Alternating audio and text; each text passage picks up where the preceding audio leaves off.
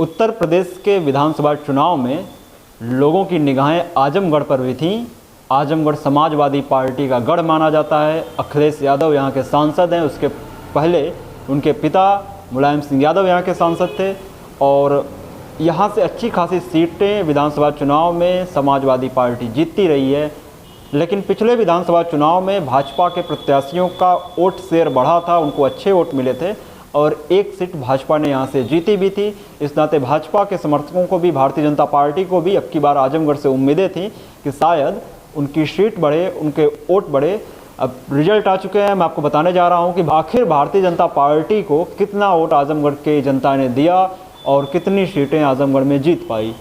पिछले चुनावों की बात करूँ तो 2012 के चुनाव में आजमगढ़ में समाजवादी पार्टी ने 10 में से 9 सीटें जीती थी और 2017 के चुनाव में सपा को 5 सीटें मिली थी, वहीं बसपा को 4 सीटें और भाजपा के खाते में 1 सीट आजमगढ़ में आई थी।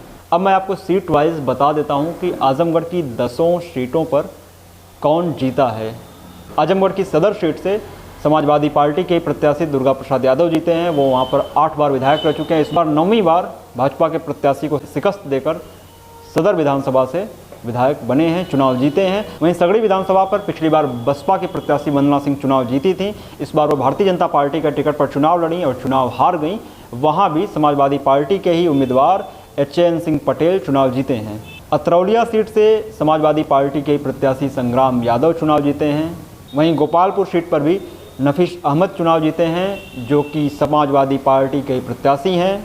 5वें नंबर की सीट मेयनगर की बात करूं तो वहां से भी समाजवादी पार्टी के प्रत्याशी प्रिया चुनाव जीती हैं। और अब बात करूंगा 6वीं सीट मुबारकपुर की, जिसकी काफ़ी चर्चा थी। वहां पर बसपा के प्रत्याशी जो थे वो पार्टी छोड़कर AIMIM के टिकट पर चुनाव लड़ रहे थे और वहां पर मुकाबला त्रिकोणीय होने की वजह से भाजपा के उम्मीदवार को भी उम्मीदें थी, लेकिन वहां भी समाजवादी पार्टी के ही प्रत्याशी अखिलेश यादव चुनाव जीते हैं। निजामाबाद सीट से सपा के ही विधायक आलम बदी दोबारा चुनाव जीते हैं। लालगंज विधानसभा सीट से सपा के ही बेचई सरोज चुनाव जीते हैं और दीदारगंज से, जहां पर समाजवादी पार्टी ने टिकट बदल दिया था, वहां से भी समाजवादी पार्टी के प्रत्याशी कमलाकांत राजभर चुनाव जीते हैं।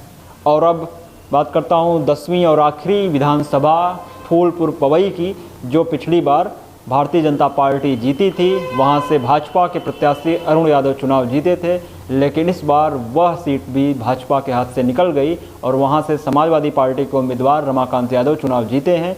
इस तरह से कहा जाए कि 10 की 10 सीट जो आजमगढ़ की है वो समाजवादी पार्टी ने जीती हैं और पिछली एक सीट जो भाजपा को मिली थी वह सीट भी इस बार भाजपा के पास नहीं है और बसपा को भी सीट नहीं मिली।